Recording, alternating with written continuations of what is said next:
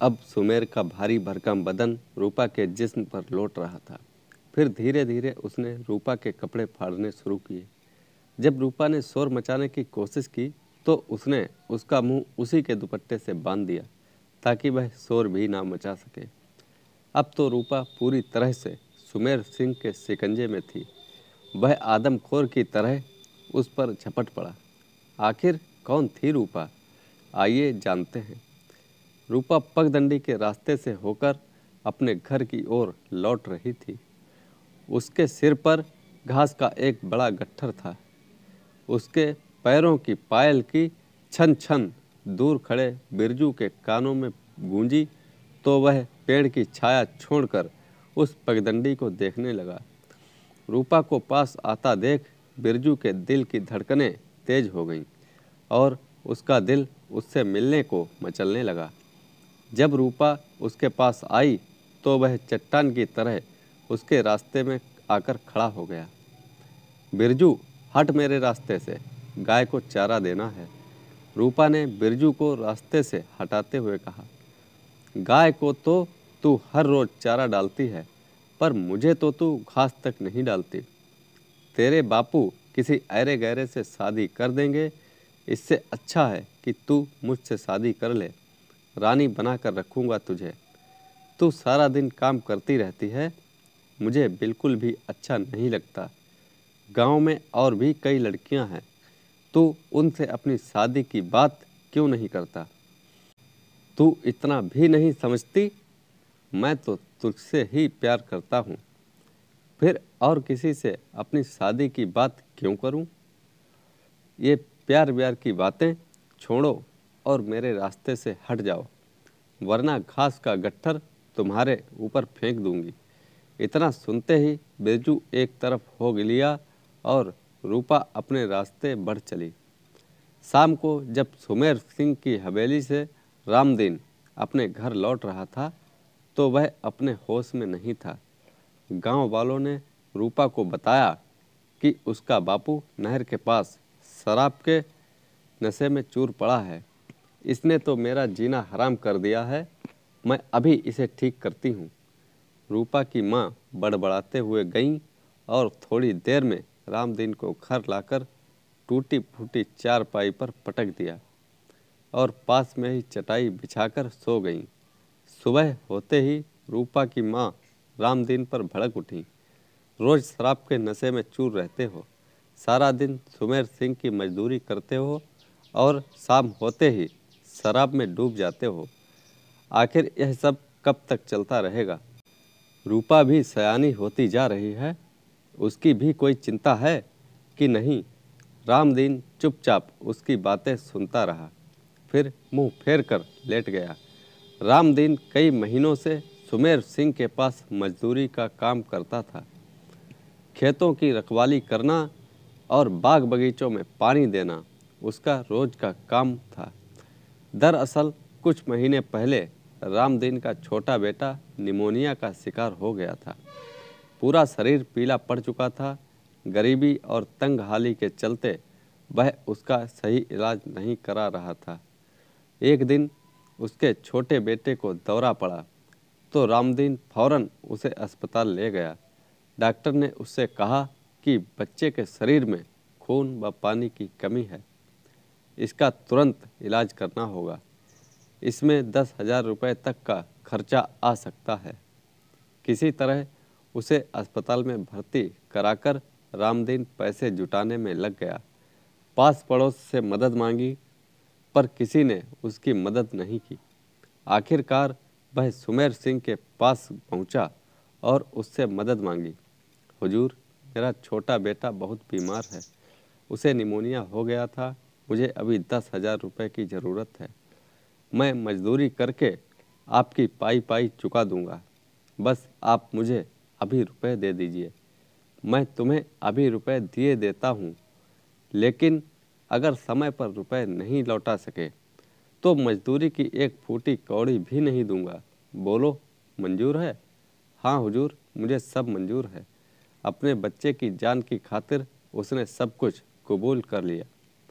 पहले तो रामदीन कभी कभार ही अपनी थकावट दूर करने के लिए शराब पीता था, लेकिन सुमेर सिंह उसे रोज़ शराब के अड्डे पर ले जाता था और उसे मुफ्त में शराब पिलाता था। लेकिन अब तो शराब पीना एक आदत सी बन गई थी। शराब तो उसे मुफ्त में मिल जाती थी, लेकिन उसकी मेहनत के पैसे सुमेर सिंह हजम कर जाता था। इससे उसके घर में गरीबी और तंगहाली और भी बढ़ती गई। रामदीन शराब के नशे में यह भी भूल जाता था कि उसके ऊपर कितनी जिम्मेदारियां हैं। दिन पर दिन उस पर कर्ज भी बढ़ता जा रहा था। इस तरह कई महीने बीत गए। जब रामदीन ज़्यादा नशे में होता तो रूपा ही सुमेर सिंह का काम निपटा देती। एक सुबह रामदीन सुमेर सिंह के पास पहुंचा तो सुमेर सिंह ने हुक्का गुड़गुड़ाते हुए कहा, रामदीन, आज तुम हमारे पास बैठो, हमें तुमसे कुछ ज़रूरी बात करनी है। हुजूर, आज कुछ खास काम है क्या? रामदीन कहते हुए उसके पास बैठ गया। देखो रामदीन, आज मैं तुमसे घुमा फिराकर बात नहीं करूँगा। तुमने मुझसे जो कर्जा लिया है वह तुम मुझे कब तक लौटा रहे हो? दिन पर दिन ब्याज भी तो बढ़ता जा रहा है। कुल मिलाकर अब तक 15,000 रुपये से भी ज़्यादा हो गए हैं। मेरी माली हालत तो बदतर है। आपकी ही गुलामी करता हूँ हुजूर, आप ही बताइए कि मैं क्या करूँ। सुमेर सिंह हुक्का गुड़गुड़ाते हुए कुछ सोचने लगा। फिर बोला, देख रामदीन, तू जितनी मेरी मजदूरी करता है उससे कहीं ज़्यादा शराब पी जाता है। फिर बीच बीच में तुझे राशन पानी देता रहता हूँ। इस तरह तो तुम जिंदगी भर मेरा कर्जा उतार नहीं सकोगे। इसीलिए मैंने फैसला किया है कि अब अपनी जोरू को भी काम पर भेजना शुरू कर दे। लेकिन हुजूर, मेरी जोरू यहाँ आकर करेगी क्या? रामदीन ने गिड़गिड़ाते हुए कहा, मुझे एक नौकरानी की ज़रूरत है। सुबह शाम यहाँ झाड़ू पोंछा करेगी, घर के कपड़े लत्ते साफ करेगी। उसके महीने के 1,000 रुपये दूंगा। उसमें से 500 रुपये काट कर हर महीने तेरा कर्जा वसूल करूंगा। अगर तुम यह भी ना कर सके तो तुम मुझे जानते ही हो कि मैं जोरू और ज़मीन सब कुछ अपने कब्जे में ले लूँगा। लेकिन हुजूर, मेरी जोरू पेट से है और उसकी कमर में भी हमेशा दर्द बना रहता है। बच्चे पैदा करना नहीं भूलते, पर मेरे पैसे देना ज़रूर भूल जाते हो। ठीक है, जोरू ना सही तो तू अपनी बड़ी बेटी रूपा को ही भेज देना। रूपा सुबह शाम यहाँ झाड़ू पोंछा करेगी और दोपहर को हमारे खेतों से जानवरों के लिए चारा लाएगी। घर जाकर उसे सारे काम समझा देना। फिर दोबारा तुझे ऐसा मौका नहीं दूंगा। अब रामदीन को ऐसा लगने लगा था जैसे वह उसके भंवर में धंसता चला जा रहा है। सुमेर सिंह की शर्त ना मानने के अलावा उसके पास कोई चारा भी नहीं बचा था। शाम को रामदीन अपने घर लौटा तो उसने सुमेर सिंह की सारी बातें अपनी बीवी बच्चों को सुनाई। यह सुनकर बीवी भड़क उठी। रूपा सुमेर सिंह की हवेली पर बिल्कुल नहीं जाएगी। आप तो जानते ही हैं, वह पहले भी कई औरतों की इज्जत से खिलवाड़ कर चुका है। मैं खुद सुमेर सिंह की हवेली पर जाऊंगी। नहीं माँ, तुम ऐसी हालत में कहीं नहीं जाओगी। जिंदगी भर की गुलामी से अच्छा है कि कुछ महीने उसकी गुलामी करके सारे कर्ज उतार दूं। रूपा ने अपनी बेचैनी दिखाई। दूसरे दिन से ही रूपा ने सुमेर सिंह की हवेली पर काम करना शुरू कर दिया। वह सुबह शाम उसकी हवेली पर झाड़ू पोंछा करती और दोपहर में जानवरों के लिए चारा लाने चली जाती। अब सुमेर सिंह की तिरछी निगाहें हमेशा रूपा पर ही होती थीं। उसकी मदहोश कर देने वाली जवानी सुमेर सिंह के सोए हुए शैतान को जगा रही थी। रूपा के सामने तो उसकी अपनी बीवी उसे फीकी लगने लगी थी। सुमेर सिंह की हवेली पर सारा दिन लोगों का जमावड़ा लगा रहता था, लेकिन शाम को उसकी निगाहें रूपा पर ही टिकी होती थीं। रूपा के जिस्म में गजब की फुर्ती थी। शाम को जल्दी जल्दी सारे काम निपटाकर अपने घर जाने के लिए तैयार रहती थी। लेकिन सुमेर सिंह देर शाम तक कुछ और छोटे मोटे कामों में उसे हमेशा उलझाए रखता था। एक दोपहर जब रूपा पगडंडी के रास्ते अपने गांव की ओर बढ़ रही थी, तभी उसके सामने बिरजू आ धमका। उसे देखते ही रूपा ने अपना मुंह फेर लिया। बिरजू उससे कहने लगा, मैं जब भी तेरे सामने आता हूँ तू अपना मुंह क्यों फेर लेती है? तो मैं क्या करूँ, तुम्हें सीने से लगा लूँ? मैं तुम जैसे आवारा गर्दों के मुंह नहीं लगना चाहती। रूपा ने दो टूक जवाब दिया। देख रूपा, तू भले ही मुझसे नफरत कर ले, लेकिन मैं तो तुझको प्यार करता ही रहूँगा। आजकल तो मैंने सुना है ना कि तूने सुमेर सिंह की हवेली पर काम करना शुरू कर दिया है। शायद तुझे सुमेर सिंह की हैवानियत के बारे में पता नहीं। वह बिल्कुल अजगर की तरह है। वह कब शिकारी को अपने चंगुल में फंसाकर निगल जाए, यह किसी को पता नहीं। मुझे तो अब यह भी डर सताने लगा है कि कहीं वह तुम्हें नौकरानी से रखैल ना बना ले।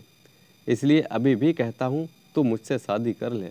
यह सुनकर रूपा का मन हुआ कि वह बिरजू को 2-4 थप्पड़ जड़ दे, पर फिर लगा कि कहीं ना कहीं इसकी बातों में सच्चाई भी हो सकती है।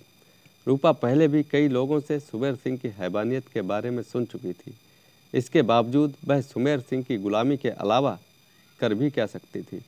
इधर सुमेर सिंह रूपा की जवानी का रसपान करने के लिए बेचैन हो रहा था, लेकिन रूपा उसके झांसे में आसानी से आने वाली नहीं थी। सुमेर सिंह के लिए रूपा कोई बड़ी मछली नहीं थी जिसके लिए उसे जाल बुनना पड़े। एक दिन सुमेर सिंह ने रूपा को अपने पास बुलाया और कहा, देखो रूपा, तुम कई दिनों से मेरे यहाँ काम कर रही हो, लेकिन 5 महीने के 500 रुपये से मेरा कर्जा इतनी जल्दी उतरने वाला नहीं है। जितना तुम सोच रही हो इसमें तो कई साल लग सकते हैं। मेरे पास एक सुझाव है, तुम अगर चाहो तो कुछ ही दिनों में मेरा सारा कर्जा उतार सकती हो। तेरी उम्र अभी पढ़ने लिखने की और कुछ करने की है, मेरी गुलामी करने की नहीं। सुमेर सिंह के शब्दों में जैसे एक मीठा जहर था। मैं आपकी बात समझी नहीं। रूपा ने सवालिया नज़रों से उसे देखा। सुमेर सिंह की निगाहें रूपा के जिस्म को भेदने लगीं। फिर वह कुछ सोचकर बोला, मैं तुमसे घुमा फिरा कर बात नहीं करूँगा। तुम्हें आज ही एक सौदा करना होगा। अगर तुम्हें मेरा सौदा मंजूर होगा तो मैं तुम्हारा सारा कर्जा माफ़ कर दूंगा, और इतना ही नहीं, तेरी शादी तक का खर्चा मैं ही दूंगा। रूपा बोली, मुझे क्या सौदा करना होगा? बस तू कुछ दिनों तक अपनी जवानी का रसपान मुझे करा दे। अगर तुमने मेरी इच्छा पूरी की तो मैं भी अपना वादा जरूर निभाऊंगा। सुमेर सिंह के तीखे शब्दों ने जैसे रूपा के जिस्म में आग लगा दी थी। आपको मेरे साथ ऐसी गंदी बातें करते हुए शर्म नहीं आई? रूपा गुस्से में आते हुए बोली।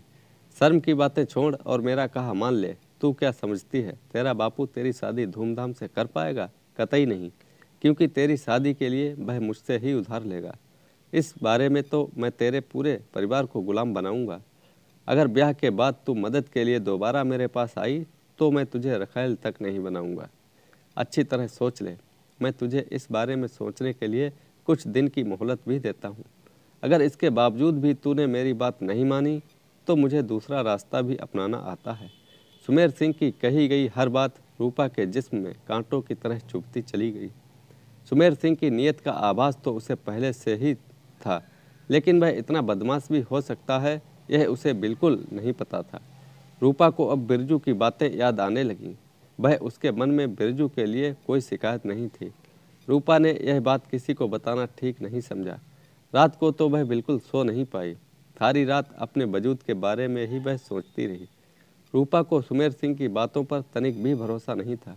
उसे इस बात की ज़्यादा चिंता होने लगी थी कि अगर कोई संकेत नहीं दिया। सुमेर सिंह ने मन ही मन कुछ और सोच लिया था। यह सोचकर रूपा को भी बेचैनी बढ़ती जा रही थी। उसे खुद को सुमेर सिंह के बचा पाना मुश्किल लग रहा था। एक दोपहर जब रूपा सुमेर सिंह के खेतों में जानवरों के लिए चारा लेने गई तो सबसे पहले उसकी निगाहें बिरजू को तलाशने लगीं, पर बिरजू का कोई अता पता नहीं था। फिर वह अपने काम में लग गई। तभी किसी ने उसके मुंह पर पीछे से हाथ रख दिया। रूपा को लगा शायद बिरजू होगा, लेकिन जब वह पीछे की ओर मुड़ी तो दंग रह गई। वह कोई और नहीं बल्कि सुमेर सिंह था। उसकी आंखों में वासना की भूख नजर आ रही थी। तभी सुमेर सिंह ने रूपा को अपनी मजबूत बाहों में जकड़ते हुए कहा, आज तुझे मुझसे बचाने वाला कोई नहीं है। अब तेरा इंतजार भी करना बेकार है। मैं तो बस आज रात आपके पास आने ही वाली थी। अभी आप मुझे छोड़ दीजिए, वरना मैं शोर मचाऊंगी। रूपा ने उसके चंगुल से छूटने की नाकाम कोशिश की, पर सुमेर सिंह के हौसले बुलंद थे। उसने रूपा की एक ना सुनी और घास की झड़ी में उसे पूरी तरह से दबोच लिया। रूपा ने उससे छूटने की भरपूर कोशिश की, पर रूपा की नाजुक कलाइयाँ उसके सामने कुछ खास कमाल नहीं कर सकीं। अब सुमेर सिंह का भारी भरकम बदन रूपा के जिस्म पर लौट रहा था। फिर धीरे धीरे उसने रूपा के कपड़े फाड़ने शुरू किए। जब रूपा ने शोर मचाने की कोशिश की तो उसने उसका मुंह उसी के दुपट्टे से बांध दिया ताकि वह शोर भी ना मचा सके। अब तो रूपा भी पूरी तरह से सुमेर सिंह के शिकंजे में थी। वह आदमखोर की तरह उस पर झपट पड़ा। इससे पहले वह रूपा को अपनी हवस का शिकार बना पाता, तभी किसी ने उसके सिर पर किसी मजबूत डंडे से ताबड़तोड़ वार करना शुरू कर दिया। कुछ ही देर में वह ढेर हो गया। रूपा ने गौर से देखा तो वह कोई और नहीं बल्कि बिरजू था। तभी वह उठ खड़ी हुई और बिरजू से लिपट गई। उसकी आंखों में एक जीत नजर आ रही थी। बिरजू ने उसे हौसला दिया और कहा, तुम्हें अब डरने की कोई ज़रूरत नहीं है, मैं इसी तरह तेरी हिफाजत जिंदगी भर करता रहूँगा। रूपा ने बिरजू का हाथ थाम लिया और अपने गांव की ओर चल दी। तो दोस्तों, कैसी लगी ये कहानी? लाइक करें, कमेंट में बताएं और चैनल को सब्सक्राइब करना ना भूलें। धन्यवाद।